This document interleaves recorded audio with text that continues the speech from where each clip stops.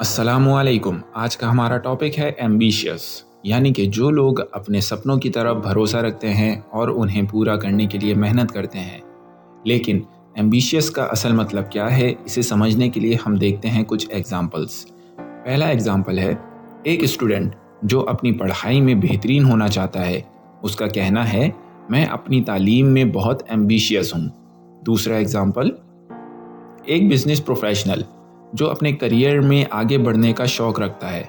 उसका कहना है, मैं अपने काम में नए मकसद हासिल करने के लिए बहुत एम्बिशियस हूँ। अब इसको यूज़ करते हुए एक इंग्लिश सेंटेंस बनाते हैं।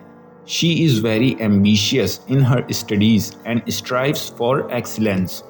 और दूसरा, he is ambitious in his career, always seeking new goals. तो दोस्तों, एम्बिशियस होने में कोई बुराई नहीं है, बल्कि ये एक ट्रेट है जो इंसान को अपने सपनों तक पहुंचाने में मदद करता है। अगर आप भी अपने मकसद में कामयाब होना चाहते हैं तो हौसला रखें और मेहनत करते रहें। मिलते हैं अगली इंफॉर्मेटिव वीडियो में। खुदा हाफिज़।